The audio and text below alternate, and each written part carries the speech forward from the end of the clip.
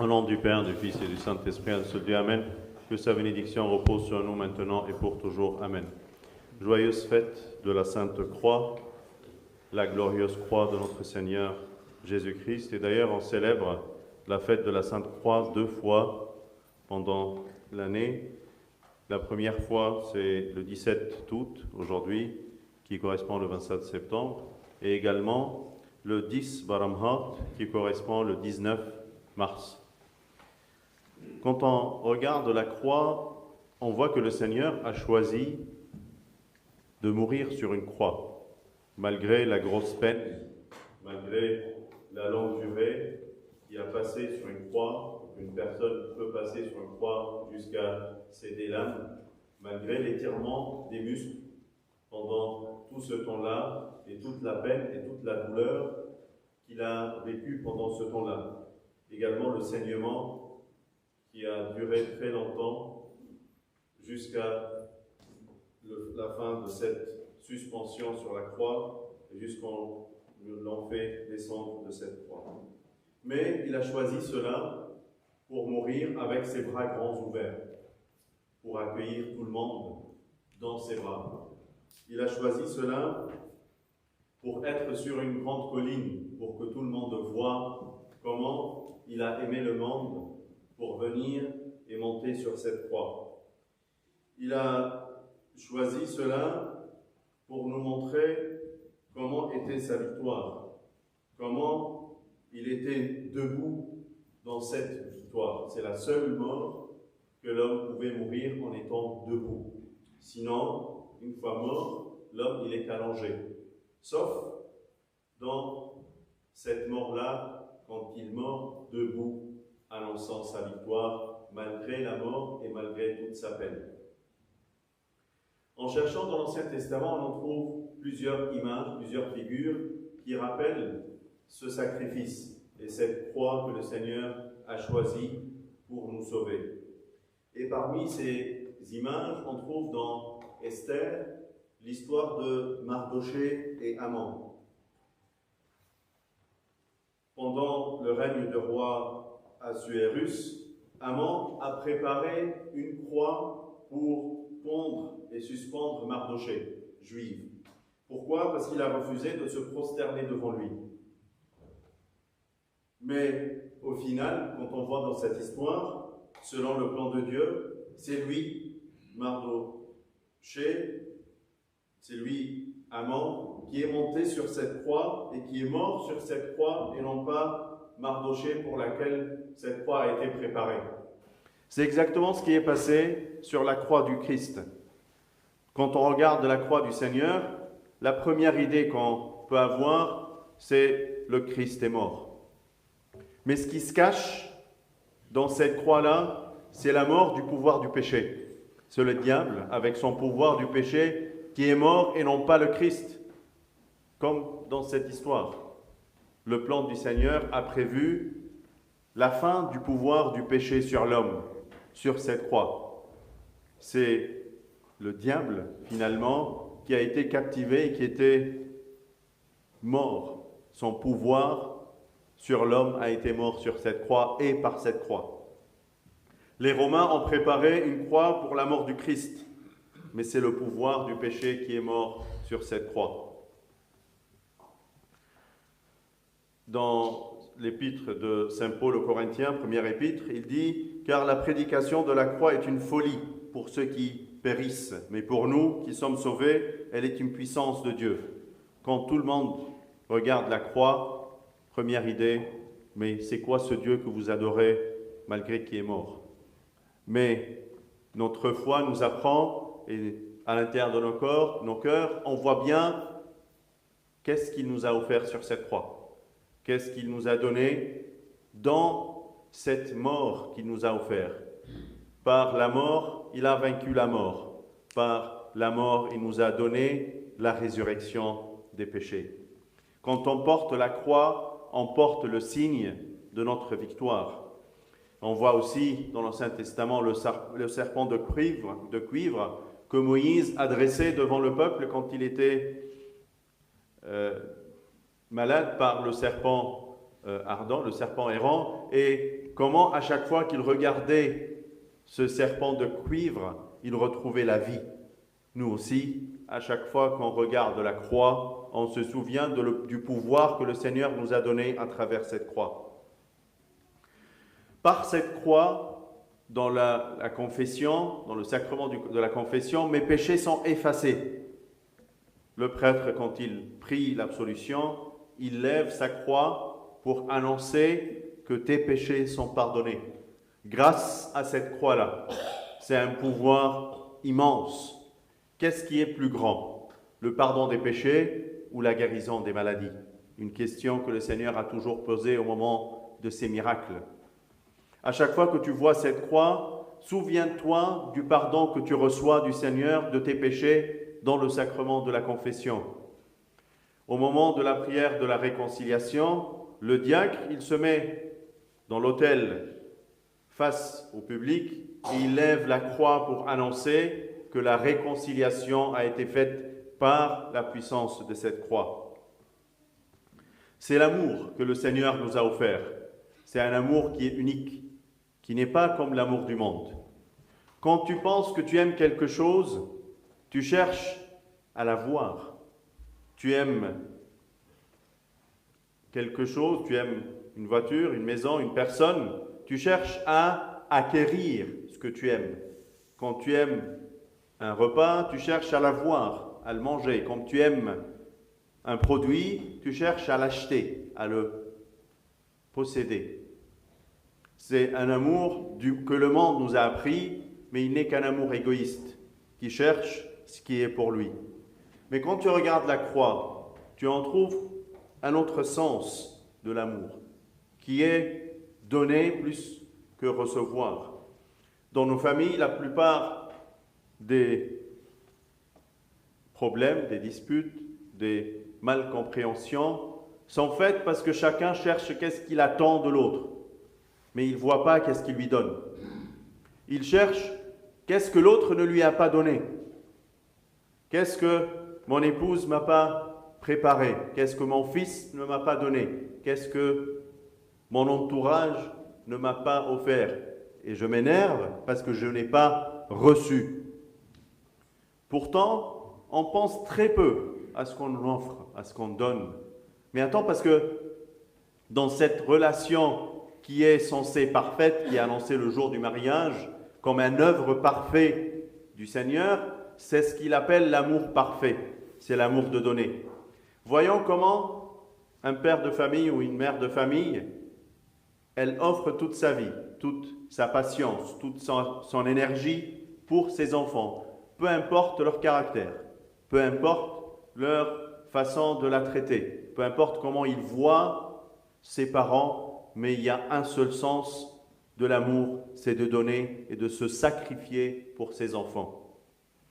Dans le même sens de l'amour qu'on apprend du Christ d'ailleurs et qu'on injecte dans nos familles, qu'on est appelé également à reconnaître l'amour dans son sens plus large, qui est un amour qui donne plus qu'il reçoit. Quand on regarde sa croix et sa peine sur cette croix-là, on apprend que dans l'amour, il existe une peine, il existe un sacrifice dans lequel on peut souffrir. Dans la vie de chacun de nous, il y a une croix que tu ne portes pas tout seul, que le Seigneur porte avec toi tout au long du trajet, afin que tu traverses et tu arrives avec sa force et sa gloire. Dans ta vie, tu peux trouver une croix qui t'apprend comment aimer. Ce n'est pas une croix pour te faire souffrir, mais c'est une croix pour t'apprendre comment aimer et comment partager dans l'amour. Parfois, on a besoin de cette croix et le Seigneur nous l'offre, nous la donne comme un don d'amour, un don de joie, un don parce qu'il veut nous faire apprendre. Ce n'est pas pour te faire souffrir. La seule chose qu'on apprend, oui, j'ai un problème dans ma famille, c'est une croix pour me faire souffrir. Et je ne vois qu'un seul côté de la croix qui est la souffrance.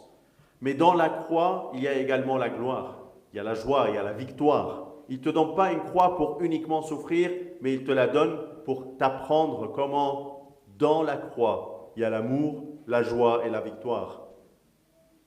Sur la croix, ne vois pas uniquement le Christ mort, crucifié, mais vois le pouvoir de péché qui est mort et la liberté de ton péché qui était offert. Une liberté qui n'est pas comme les autres.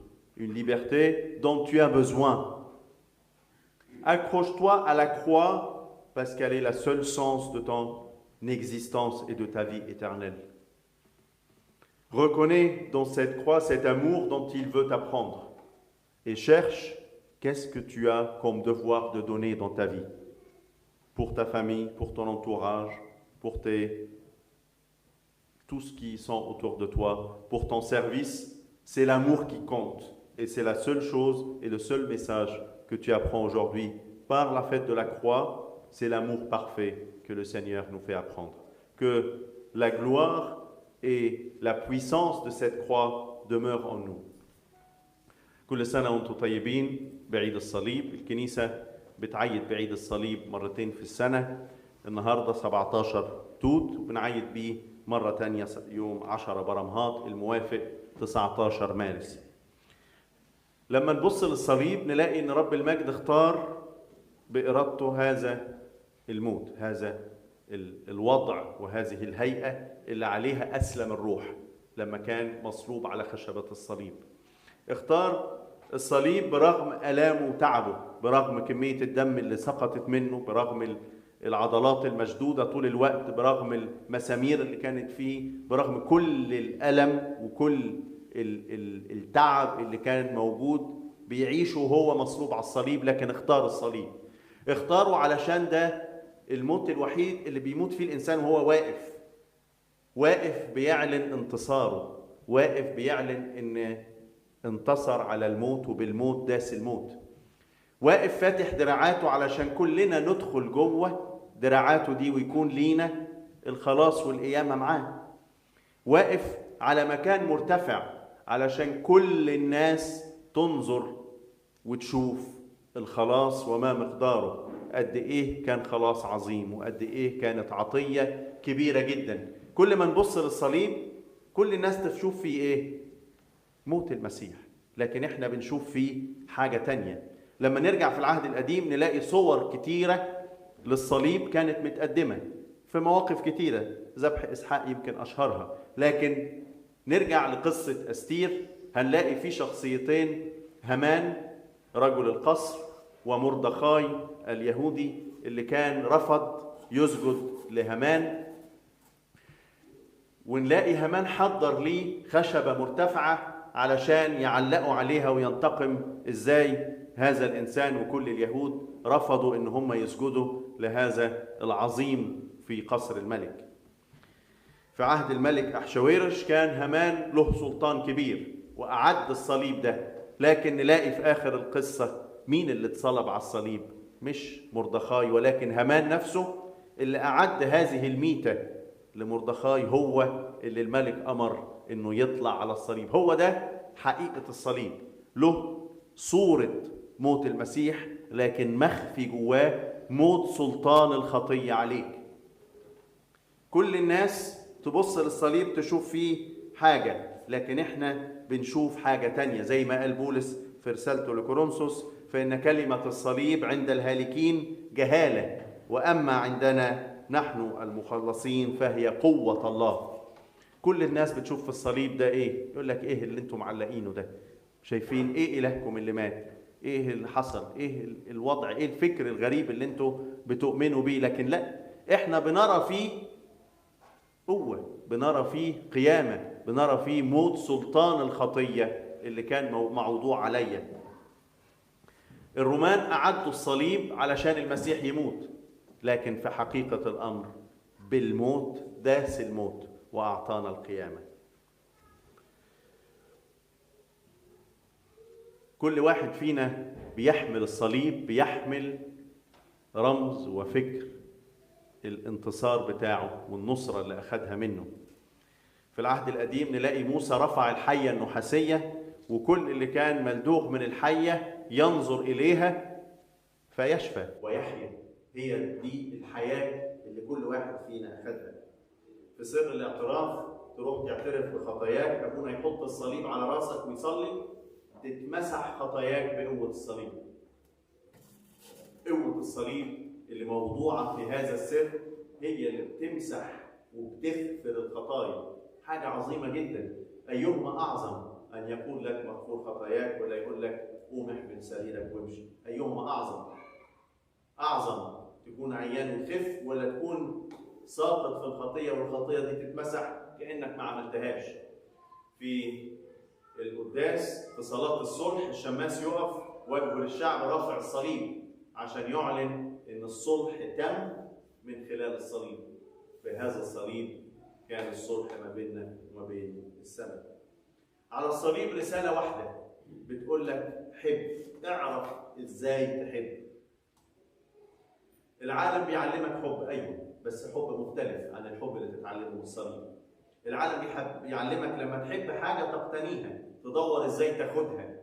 تحب عربية تشتريها، تحب بيت تشتريه، تحب شخص تحب تقتنيه، تحب واحدة تحب تتجوزها، تحب أي حاجة تحب تشتري تحب تقتنيها.